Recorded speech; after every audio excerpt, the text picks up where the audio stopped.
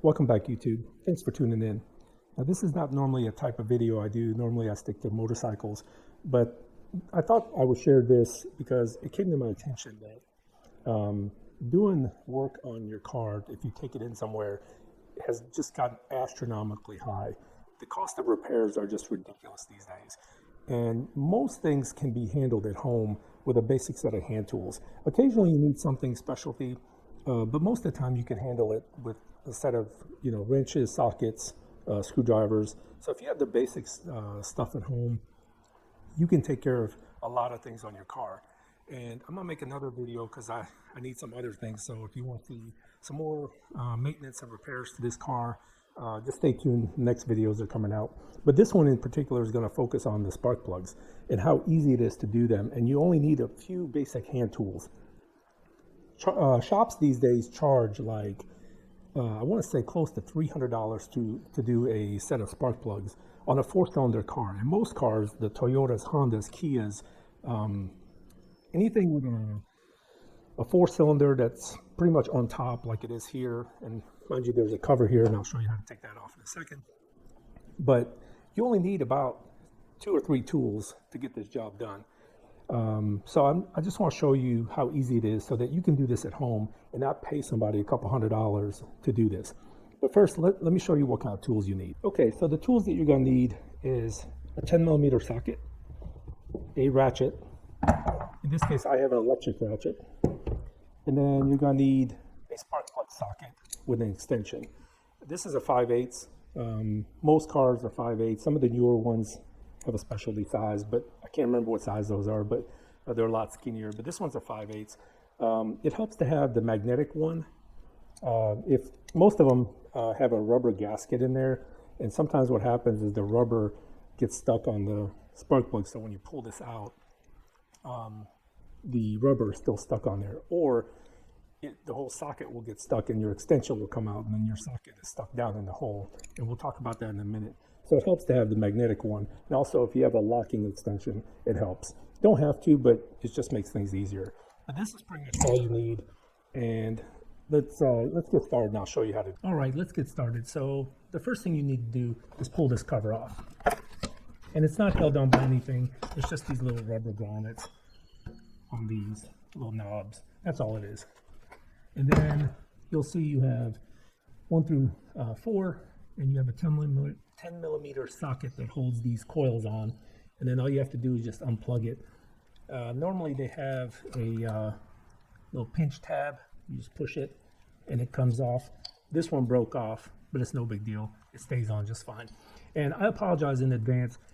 I already did this video once, but my trusty GoPro failed on me and corrupted my file. And that day I was in a hurry, so I didn't want to start all over. So the spark plugs in here are already new, but I just want to show you how to pull them out and put a new one in. And it's going to be the same for all 4. So I'm just going to show you one, and I'll just do this middle one right here. So I like to use an air ratchet to take these out. You can use a hand ratchet if you don't have, I'm sorry, not air, electric ratchet, but it just makes it faster. Most people don't have one, but you can use a hand ratchet. So you just take this bolt out, don't lose these, and then you just pull straight up and your coil comes out. Then you take your trusty spark plug socket, lefty loosey, righty tighty.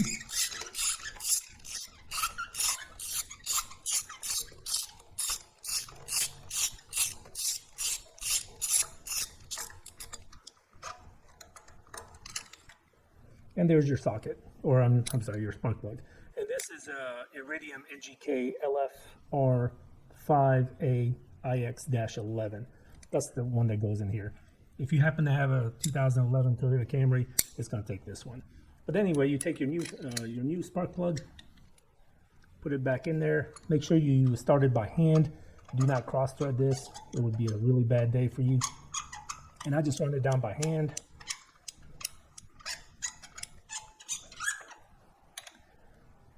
Put my ratchet on, tighten it, and then when it's tight, there's a torque spec for these. I don't know what it is, but I just tighten it and get it nice and snug. Then you take your coil, put it back on, push it down, start this nut by hand, tighten it down. Don't go too hard. This is plastic, you'll crack it. Make sure you plug it back in. And that's it, you're done. Just make sure you do all four. Don't forget to plug them back in. Most people do them one at a time. I usually pull them out.